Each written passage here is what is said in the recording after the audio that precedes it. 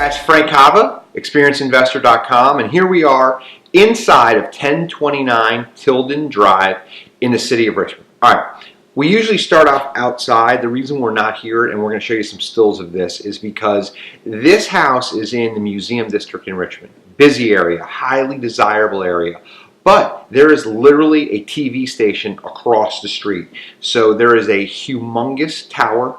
There are cars coming in and out, and there's a gate that opens, and every time it opens, it beeps. So while I'm standing here, my guess is you're probably going to hear a faint beep because it's already opened and closed a couple times. So let me tell you a little bit about the nuts and bolts of this deal. We found this deal through direct mail. This is an attached house, meaning there's a house on either side of it. It was built in the early 1900s, and it's a traditional row house. It's pretty small. It's about 1,300 square feet. When we bought it, it was a 2-bedroom, 1-bath with a dingy kind of looking downstairs. Now, I talked to you about some of the drawbacks to this house. Those drawbacks are it's noisy and it's next to a TV station. The upside is the location is in generally, just not across the street, is really, really strong. So here's what we did. In a lot of instances, we will avoid houses with resale issues on the back end. We know that a busy street or some impediments like power lines or easements or those kind of things or highways are bad. With this one, we took a shot because we thought we could make the house so overwhelmingly cute. It didn't matter if there was a huge TV tower across the street. So what we've done and what I'm going to show you is how to take a chance on a house and still make it a really good deal for you. So we got this through a direct mail piece, and it was someone who we had targeted, I guess, with an internet lead first with follow-up is how we found them. Okay, that's number one. Number two, we bought it the way that we did, but we opened up the kitchen and we kind of relocated it. From a gross kitchen in the back, we pulled it forward so it's a little bit more modern. You walk in, and we'll show you stills of this. When you walk in, there's an open family room. Then there's a really cool kitchen that opens to an accent wall. And then we built a really kick-ass back room. Now, we've converted some of this space. It was like literally outside you had to go to wash your clothes. There was a washer dryer on an outside porch. If you're not familiar with Virginia, it gets cold here and it's hot in the summer. It's not the place you want to do your laundry. So we pulled all that in. We got a permit. We made it a little bit better. And then we gave ourselves a really, really kick-ass living space off of the back. If you were a fan of these videos, you know that we know who our buyer is before we start. This buyer is almost certainly a single woman. Almost certainly. It might be a single guy, so it's on the cusp there, but we think it's either a single person, woman, man, and young professional, probably somewhere between 27 and 32 is our guess.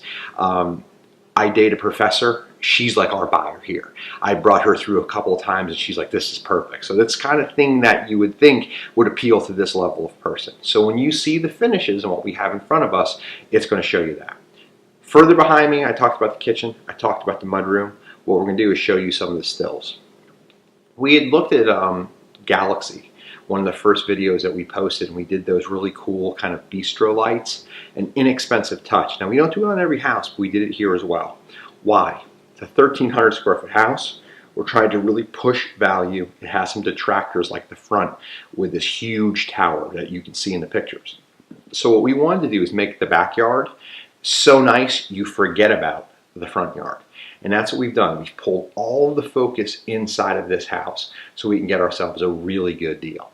So I'm going to show you some stills and I'm going to take you upstairs. All right, so we're upstairs in the more prominent of the 2 bedrooms. Okay, we're going to show you both. But this bedroom is my thinking and take on what's probably going to be the owner's bedroom for whoever the person that buys the house is. So the philosophical thing you have to look at the beginning of a flip is where do you want to invest your money and how are you going to get out of it? As we talked about downstairs, there's only so much you can do with the tower and the location, right? So what you have to do is really overwhelm people when they get inside the house. The other thing you have to be mindful of is what you purchase something for and what you can sell it for. And if you've been watching this series for a while, I've talked about this a lot. So in this particular house, there were some clearly defined spaces. Downstairs, we made some changes. Upstairs, we really didn't. We kind of used what was here. What we wanted to do with the usable space is this was a bedroom and there's a brick wall with a little pop through it behind me. What we did in order to really make it prominent and kind of utilize the space that was here is we got an old door from a local salvage yard for house parts. And then a lady in my office actually put a stain coat on it that you can see behind me, and we put it on one of those really cool and hip and trendy kind of sliders. So we can make a nice closed-in bedroom. But the person that buys this house, we told you who we thought our buyer was downstairs. Behind us, if they are a clothes horse, can turn into a really nice closet. Or if there's someone who's going to be a studious and needs space to study or to read, they have a really cool niche for that as well. So we didn't change the wall configuration. We figured out where to put our money, and we tried to make the house look as good as humanly possible for that end buyer. We've also talked about how pictures are going to attract. This house is small. It is 2-bedroom. It is 1 full bath, 1 half bath. So you have to blow people away with pictures. And I think we did that.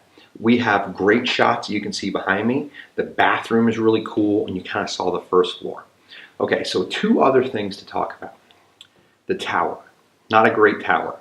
We brought our designer in, and we actually met with her and talked to her about how to mitigate the tower.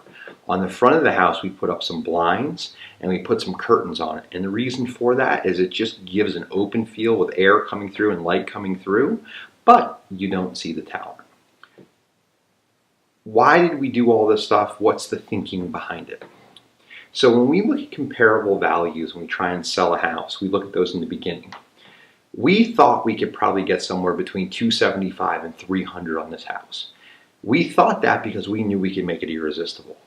But there's a comp almost exactly the same on the end of this unit that sold a year ago for $235. So if you look at it, we're trying to get $40,000 to $65,000 more for our house. Now, we had an open house this weekend. While I'm shooting this, we actually have 4 offers coming in. I don't have the economics in front of me, but I think at $290 where we listed, we're going to land really close to that, maybe a little bit over. And to look at it, you have a comp, a great comp, same square footage, same exact building from a year ago, which is usually a pretty good comp, and it's about 65 grand less. So in order to really kick that comp's ass, you've got to be aggressive. You've got to do the right things. You have to make the house feel a certain way. And what I'm showing you by demonstrating what the market was able to do here, we did that. So how you can do it in your marketplace is look at the floor plan you have, be honest on what the drawbacks are, work around those drawbacks and stage and build around them, and make the home so spectacular in the other places people don't even remember there's a huge tower out front where they park their car. All right, guys, until the next time, I'll see you soon. Frank Cava, signing off.